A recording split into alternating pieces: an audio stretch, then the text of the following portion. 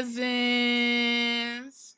Y'all know I had pivoted, not really, but a little bit from like my previous format of like there's a silver lining to everything. And I'm just like more of a realist at this point.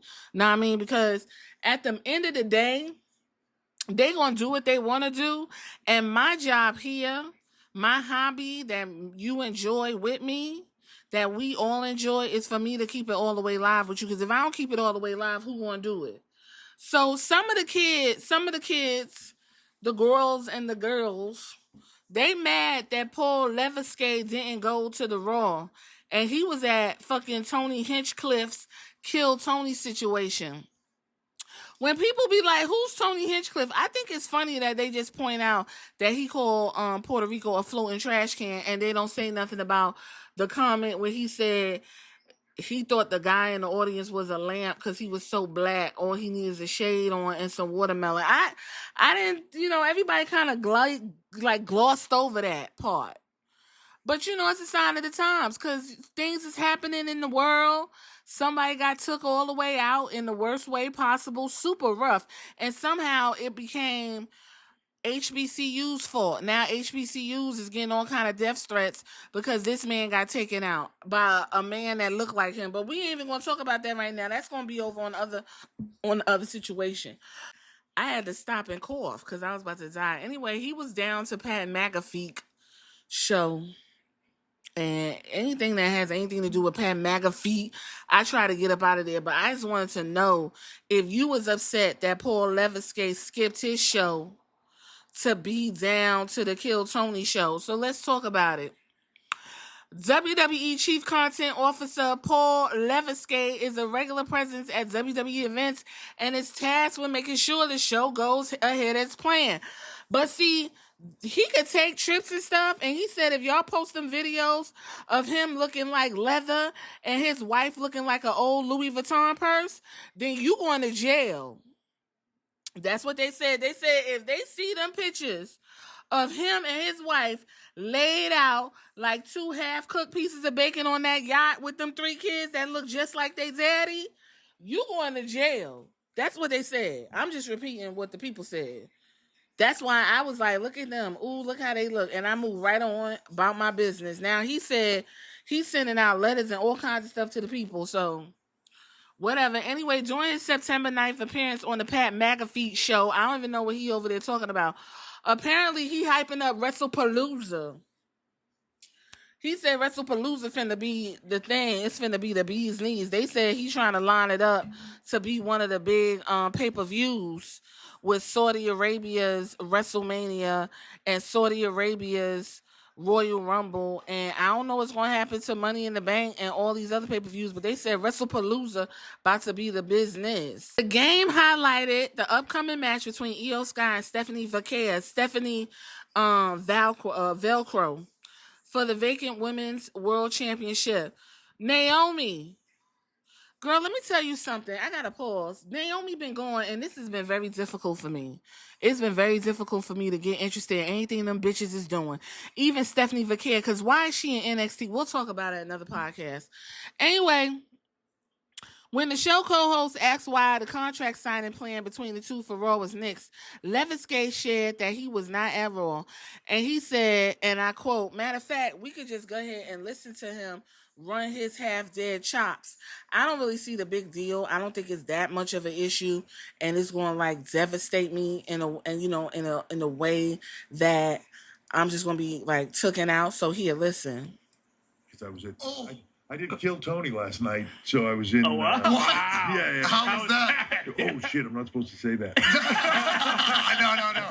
I've seen you do a Kill Tony step before to wrap one up, and it was great. Yeah. You were like built for it. I forgot it's a secret that I'm on there until Monday. Okay.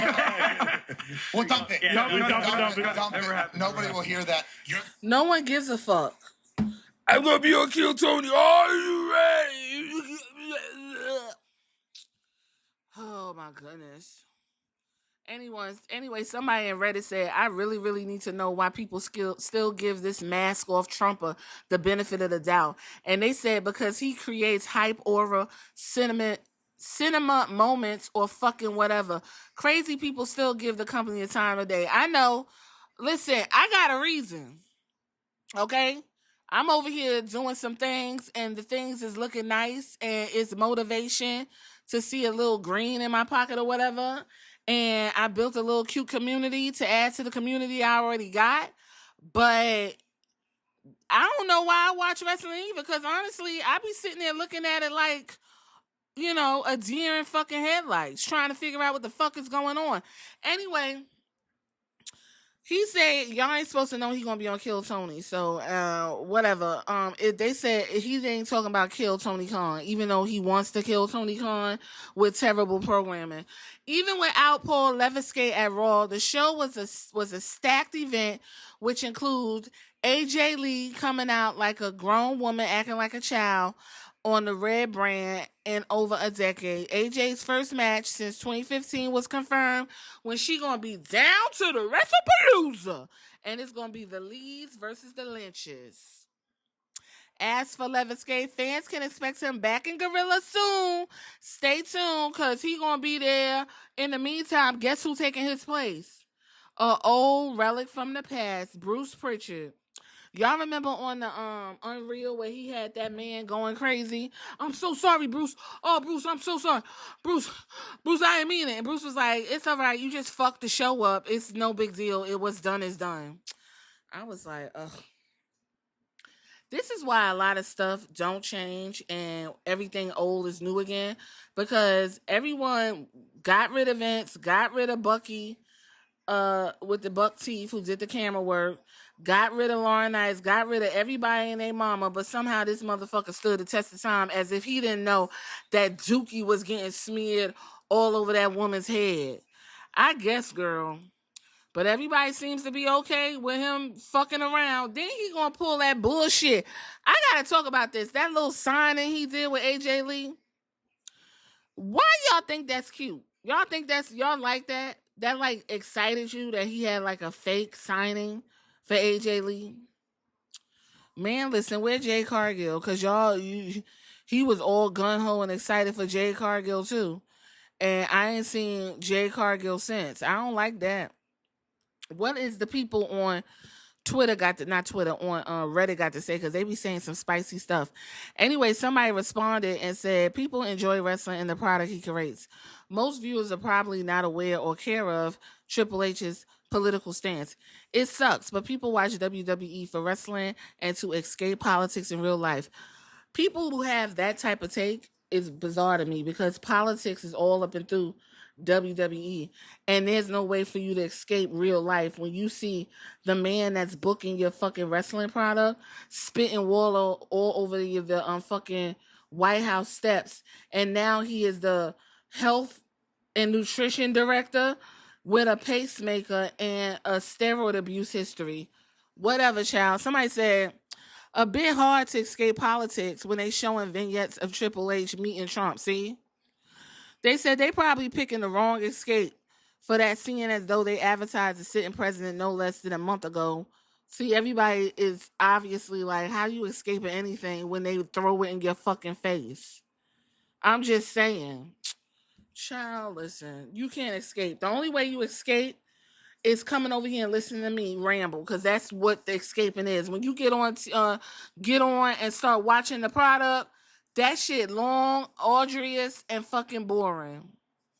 And it is what it is. Even the kids is like that stupid. I already told you my son had me sitting there looking dumb when them people kept coming in and interfering in the match. And he was like, why is that happening? And I was trying to explain to him. He was like, don't even bother, Mom, because it's stupid. So overall, I'm going to leave it right there. Are you upset that Paul Levesque was down to the Kill Tony and wasn't on Monday Night Raw and couldn't really tell us why Io Scott and Stephanie Vaquer couldn't sign? Why that just was scrapped? That was supposedly one of the marquee events on the show. But he don't fucking know, because he was too busy doing stand-up on Kill Tony. That's why he fucked up Blade 3. We need to talk about that. How them people fucked up Blade, and then Blade 3 got fucked up when that girl showed up, okay? And then they had terrible ass old boy who fucked up Red Notice Although I will say the Hannibal character in Blade 3 could have had a spinoff. And then they muted Blade so bad. And then I had to look at Paul Levinsky act like a vampire. A mess. Failure, failure, failure. Anyway, I'm not mad he didn't show up, child. What it matter? I wouldn't have showed up either. If he know the product ain't shit, I wouldn't have showed up either. I'd have been like, what I said, what I booked.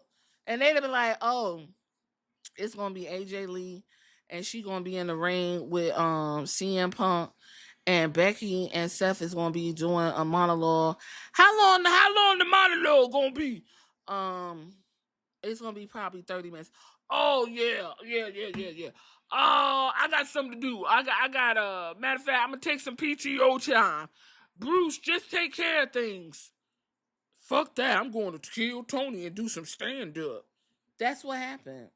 That's what they said happened. Anyway, y'all get in the comments though. And tell me what you think. Are you mad?